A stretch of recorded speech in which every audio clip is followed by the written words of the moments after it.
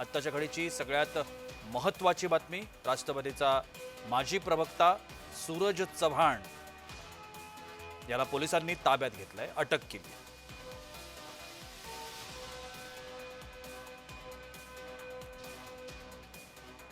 सूरज चव्हाणला अटक झाल्यामुळे आता त्याच्यावरती कारवाई, कोणत्या पद्धतीची कारवाई होणार हे पाहणं खूप महत्त्वाचं ठरणार आहे।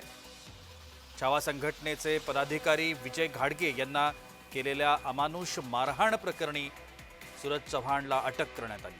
सूरज चव्हाण हा राष्ट्रवादीचा प्रवक्ता आहे। आपल्या नेतृत्वाला, पक्ष नेतृत्वाला बोलल्यामुळे आपण हे कृत्य केल्याची कबुली सूरज चव्हाणनं प्रसारमाध्यमांसमोर दिली होती। आपण या सगळ्या संदर्भात अधिक माहिती घेण्याचा प्रयत्न करूया। माझे लातूरचे प्रतिनिधी अजय घोडके आता माझ्यासोबत आहेत। अजय, अटक करण्यात आली आहे सूरज चव्हाणला। सूरज चव्हाण कुठे सापडले, पोलिसांनी कुठून अटक केली, काय माहिती आहे? प्रशांत, आपण जर पाहिलं तर लातूरमध्ये देशाध्यक्ष श्री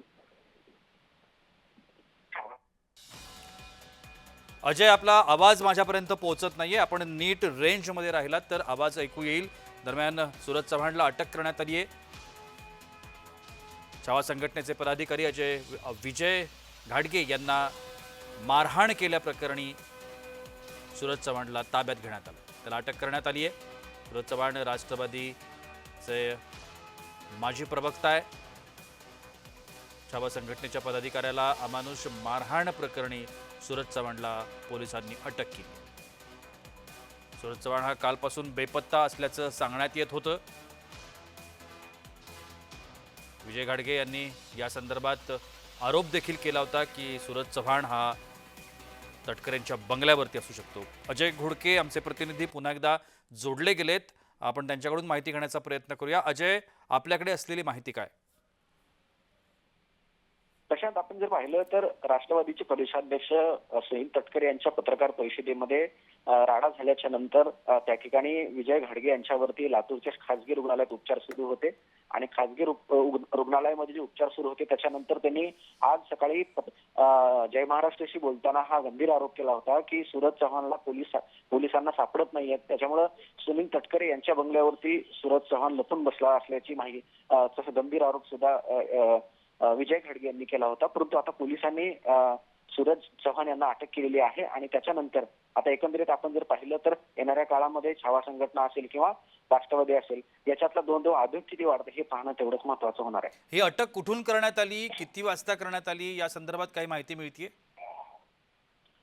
प्रशांत, आपण पोलीस प्रशासनाशी संपर्कात होतो, परंतु अद्यापही पोलिसांनी कुठून अटक करण्यात आलेली आहे अद्याप माहिती दिलेली नाही, परंतु त्या संदर्भातली माहिती आपण घेण्याचा प्रयत्न करतोय।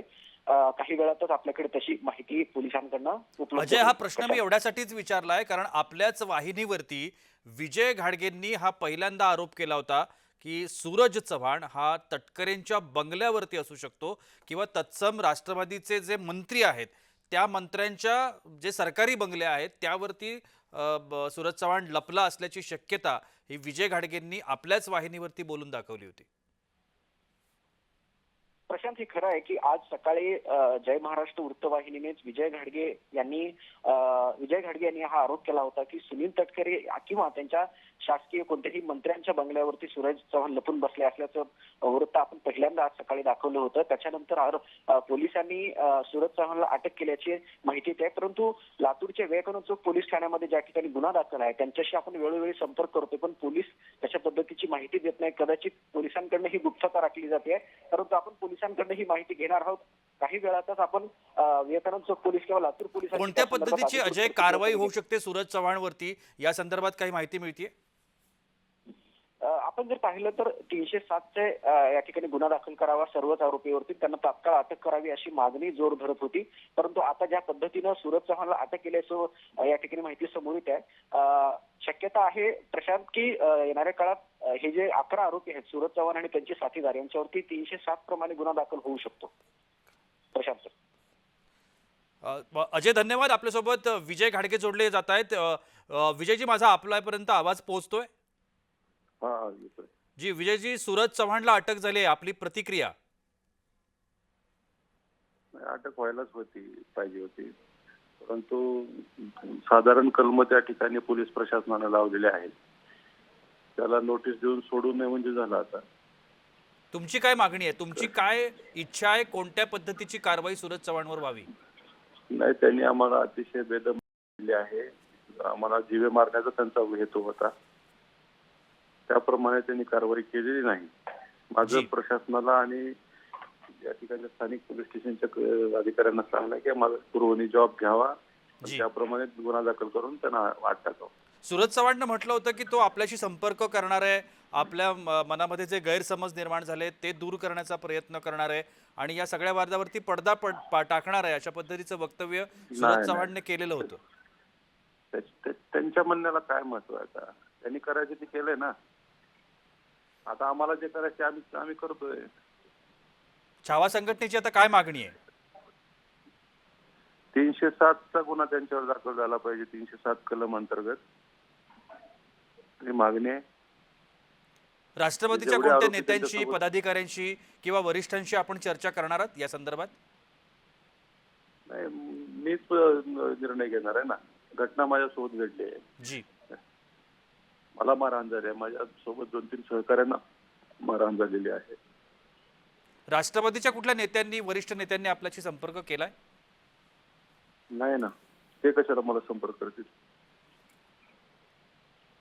एकूणच हा जो काही सगळा मारहाणीचा मुद्दा होता, हा मुद्दा ज्या पद्धतीनं सुरू झाला, ज्या कारणामुळं हे सगळं घडलं, त्याच्यावरती आपण काही बोलू इच्छिता, प्रतिक्रिया देऊ इच्छिता?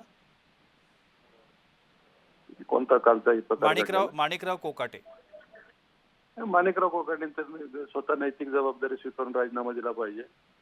जी. महाराष्ट्रामध्ये हे जे सगळं वादळ निर्माण झालं ते कोकाटेमुळे झालं. मंत्री जर चुकीचं वागले नसते तर हे पर्यंत आमचा जीव घेणं हल्ल्यापर्यंत आम्ही पोहोचलोच नसतो. कारण त्यांनी चुकीचं वागल्यामुळे आम्ही त्यांच्या अध्यक्षांकडे मागणी करायला गेलो की चुकीची लोक काढा म्हणून. जी. आणि त्यांच्या लोकांनीच आम्हाला बेदम मारलं आणि अतिशय जनावराला सुद्धा कुणी मारत नाही अशा पद्धतीने आमच्या लोकांना मला मारलं. राजीनामा दिला पाहिजे. नैतिक जबाबदारी स्वीकारा. कृषी मंत्री पद तुम्हाला झेपणार नाही. तुम्ही त्या पदावर बसून महाराष्ट्राचं सरकार भिकारी आहे अशा पद्धतीचे वक्तव्य करताय. जी. तुमच्या संस्था, तुमचे कारखाने असतील, तुमचे काही वेगवेगळे काही युनिट असतील, ते लिलावाला काढावा आणि राज्याचा कृषी मंत्र्याचा विभाग सांभाळावा. आता ज्या पद्धतीनं कारवाई होते, सूरज चव्हाणला अटक करण्यात आली आहे आणि त्याच्यावरती आता पुढची कारवाई देखील होईल, या सगळ्यावरती समाधानी आहात? नाही, त्यांना कडक शासन झालं पाहिजे. ज्या पद्धतीने त्यांनी आम्हाला मारहाण केलेली आहे, अतिशय चुकीच्या पद्धतीनं मारहाण केली. त्याच्या किरकोळ कलम लावून कुठंतरी आमचं समाधान होणार नाही. महाराष्ट्र म्हणतोय याच्यावर कडक शासन झालं पाहिजे. तळागाळातला शेतकरी आज खवळून उठलेला आहे या विषयावर. जी. जोपर्यंत त्यांच्यावर 307 कलम अंतर्गत गुन्हा दाखल होत नाही तोपर्यंत आम्ही शांत बसणार नाही. छावा संघटनेनं राज्यामध्ये काल आपण बघितलं, विविध ठिकाणी, धाराशिव असेल, संभाजीनगर असेल, नांदेड, जालना, अशा विविध ठिकाणी आंदोलनं केली, बाईक रॅली काढल्या, अनेक ठिकाणी जोडे मारो आंदोलन झालं. आत्ता सूरज चव्हाणला अटक झाली आहे, यानंतर ही आंदोलनं सुरू राहतील? नक्कीच राहणार. कारण जोपर्यंत त्याच्यावर शासन होणार नाही, ज्या आमची मागणी आहे त्या पद्धतीने शासन होणार नाही तोपर्यंत आंदोलन सुरू राहतील. फक्त छावा संघटना म्हणूनच नाही, सर्वपक्षीय लोक या चुकीच्या गोष्टीच्या विरोधात उतरले रस्त्यावर. महाराष्ट्रातला तळागाळातला शेतकरी सुद्धा उतरला. जी, धन्यवाद विजयजी, आपण आमच्याशी बोललात त्याबद्दल.